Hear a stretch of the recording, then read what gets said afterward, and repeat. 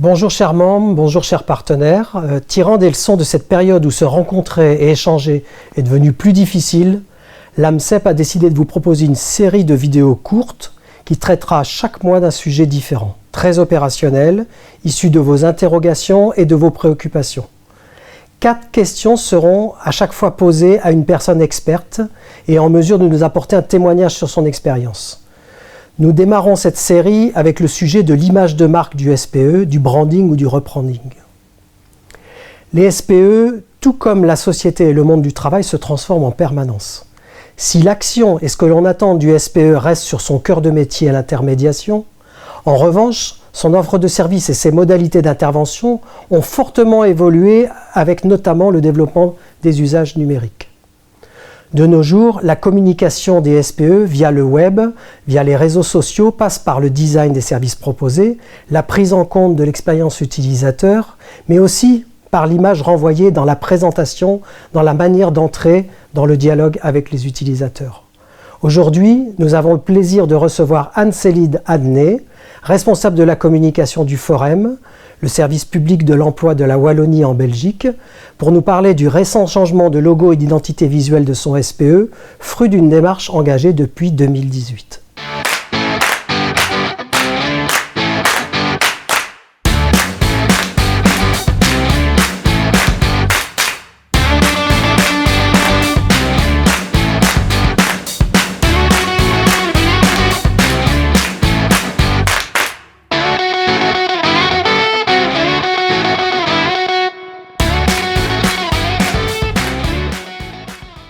Ma première question sera, pourquoi un tel changement? Était-ce une priorité pour le Forem et pourquoi un nouveau logo?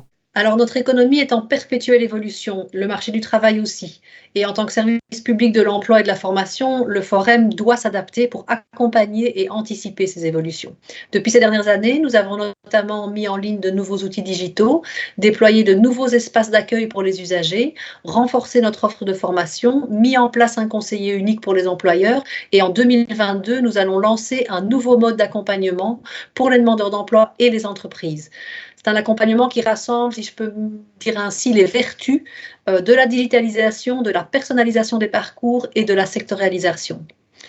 Alors, incarner et traduire visuellement toutes ces évolutions est vraiment indispensable, aussi bien pour les usagers que pour les collègues du Forem.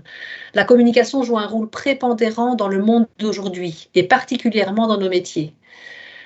Nous devons communiquer beaucoup, nous devons communiquer correctement, pour pouvoir mettre en relation un maximum d'entreprises et de demandeurs d'emploi. Et toutes nos communications doivent être adaptées aux canaux et aux usages actuels. Or, au Forem, notre logo et notre charte graphique dataient de 2002 et elle ne correspondait plus du tout ni à nos valeurs, ni à notre positionnement, ni au code de la communication digitale. Bref, vous l'aurez compris, il devenait vraiment fondamental de revisiter notre charte graphique et notre logo. Alors, cette nouvelle identité visuelle, elle doit traduire la transformation du Forem. Elle doit entraîner une modernisation de notre image et aussi permettre de continuer à écrire notre histoire et notre futur. Comment avez-vous procédé pour élaborer cette nouvelle identité et quelles sont pour vous les étapes indispensables d'une telle démarche? Alors, la toute première réflexion a été lancée en fait en 2016 dans le cadre d'un changement fondamental des compétences de notre institution, à savoir l'intégration du contrôle des demandeurs d'emploi et aussi dans le cadre d'un changement d'organisation en interne. Ensuite, vers 2017, je dirais, nous avons mené un travail stratégique avec l'implication des parties prenantes et le soutien d'un spécialiste externe. Concrètement, nous avons interviewé des membres du comité de direction, du comité de gestion et des organisations représentantes du personnel. Notre objectif, c'était d'évaluer l'adéquation de notre image avec notre positionnement et de définir les fondamentaux en fait, que notre identité visuelle devait incarner. Alors cet exercice a également permis d'identifier une série de conditions préalables nécessaires à une évolution. En 2 mots, ces conditions étaient les suivantes, c'est que nous devions d'abord opérer ou finaliser des changements de fond avant de travailler sur la forme. Et c'est ce que nous avons fait jusqu'en 2019. Et justement, pendant la crise du Covid, on a eu l'occasion de mettre à profit cette crise qui s'est en fait traduite pour notre studio graphique et donc les graphistes en interne qui y travaillent par une baisse d'activité. Et donc, nous avons décidé alors de revoir le logo et l'univers graphique du Forum. Nous avons développé différentes propositions que nous avons testées, que nous avons challengées. Et enfin, quand on avait un résultat probant, nous l'avons partagé avec les mêmes parties prenantes que celles que nous avions impliquées en amont, ainsi qu'également les ministres de tutelle. Et tous les retours ont été positifs et enthousiastes. Et sur cette base, nous avons alors poursuivi les travaux au niveau de la charte graphique, que nous avons déclinée sur tous les supports, qu'ils soient digitaux ou papier. En parallèle de cet exercice, nous avons aussi lancé les travaux d'inventaire et de planification des mises à jour, évidemment en étroite collaboration avec tous les services au niveau du business et au niveau du support, que ce soit l'informatique, la gestion immobilière et encore d'autres. Et au final, nous avons lancé notre nouvelle identité en 2021 lors d'une conférence de presse avec la ministre et l'administratrice générale du Forum. Donc ça a donc pris environ, voilà, certains diraient 3 ans, d'autres 5 ans en fonction de l'idée, enfin du timing entre l'idée et la concrétisation. Comment serez-vous en mesure d'évaluer la réussite de ce changement de logo? Quelles évaluations avez-vous prévues? Alors peut-être tout d'abord, le processus de modernisation d'un nouveau logo, pour moi, ce n'est pas du tout un exercice subjectif. Il doit vraiment être le résultat de travaux d'analyse et de créativité qui sont guidés par des critères de réussite. Dans notre cas, nous avons choisi de partir du logo existant et nous avons capitalisé sur les points forts et nous avons tenté d'éliminer les points faibles. Voici les principes un peu qui ont guidé notre exercice de création. Nous voulions qu'il y ait un impact visuel du logo qui soit dense, qui soit fort, et que le logo soit intemporel, avec des couleurs apolitiques pour pouvoir traverser différentes législatures. Et ces caractéristiques-là, notre logo actuel les avait, donc nous devions les maintenir.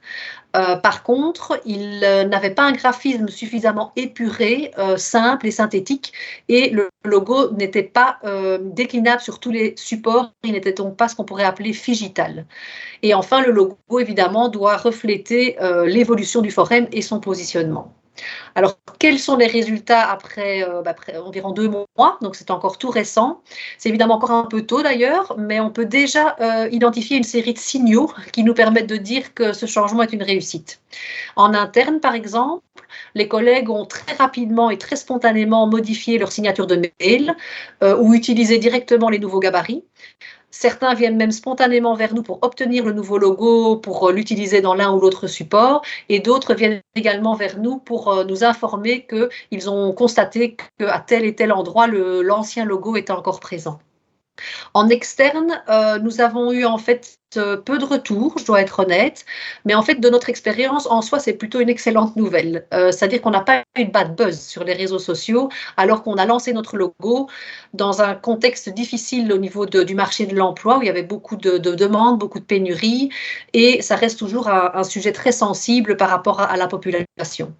Et on peut constater aussi qu'on a une grande compréhension des journalistes qui ont relayé l'information, je dirais, de manière très transparente et très constructive. Alors en 2022, nous irons capter de façon plus précise les retours des demandeurs d'emploi et des entreprises lors de l'une de nos enquêtes de satisfaction. Enfin, quels sont les risques d'une telle démarche, les précautions à prendre? Quels conseils donneriez-vous à un SPE qui souhaiterait engager une démarche similaire? Alors, j'ai plutôt envie de partager effectivement 4 conseils, et vous qui sous-tendent évidemment une série de risques derrière. Je dirais que le premier, c'est impliquer les parties prenantes dans la démarche pour les responsabiliser et les emmener avec vous.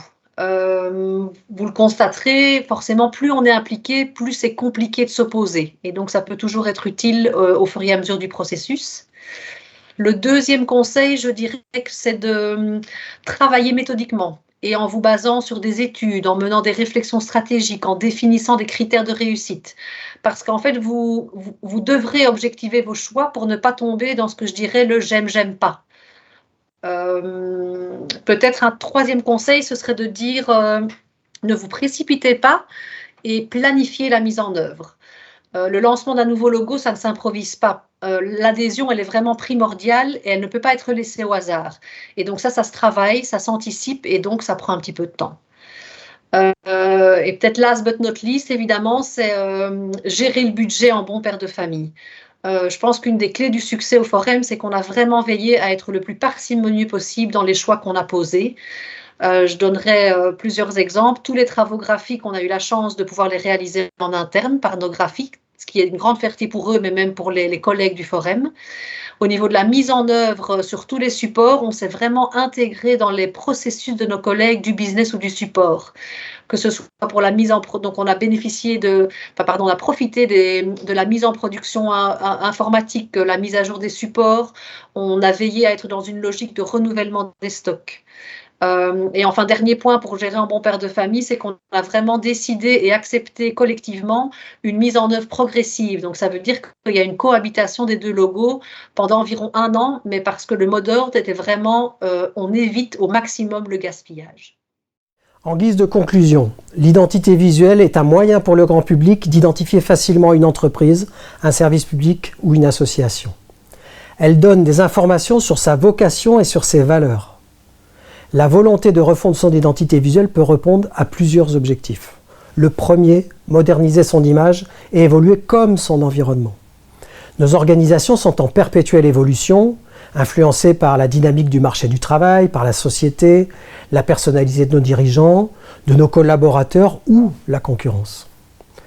Une identité visuelle qui n'a pas évolué depuis plusieurs années peut ne plus être en adéquation avec la réalité des évolutions du service public de l'emploi. Dans ce cas, retravailler son identité visuelle a pour objectif de mieux s'inscrire dans l'actualité. Ensuite, c'est aussi un outil de communication pour gagner en visibilité auprès de nos publics cibles.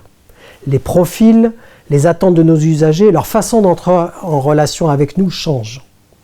Un nouveau logo, une nouvelle identité visuelle vise à coller à cette évolution, ainsi que celle de nos modalités de délivrance des services, avec l'exemple de ce qu'on fait aujourd'hui avec le web ou les services à distance. Ensuite, l'objectif peut être de renforcer la culture d'entreprise. L'identité visuelle ne s'adresse pas seulement à notre public externe ou à nos usagers, elle est aussi un volet indispensable à la communication interne. Les collaborateurs sont eux-mêmes soumis à l'identité visuelle, sur leur carte de visite, sur leur signature mail, leur fiche de paye ou les fonds d'écran qu'ils utilisent. L'identité visuelle sert donc aussi à la création d'un sentiment d'appartenance entre collaborateurs, à un esprit d'entreprise. Ensuite, il s'agit de construire une identité visuelle solide et cohérente. S'il est possible de refondre son identité visuelle, il est nécessaire qu'elle reste cohérente pour son public. La nouvelle identité visuelle peut garder un certain nombre des codes pour continuer à être assimilée à l'image de marque de l'entreprise, c'est ce qu'a choisi de faire le Forum, ou être entièrement revue. L'identité visuelle solide s'appuie sur plusieurs notions qui vont bien au-delà d'un simple souci esthétique. Elle doit être facilement mémorisable pour être reconnue par les usagers et nos partenaires. Son style doit être dynamique comme l'entreprise et les couleurs refléter les valeurs et l'esprit de l'entreprise. En conclusion, l'identité visuelle véhicule avec elle un message inconscient que l'entreprise doit impérativement maîtriser.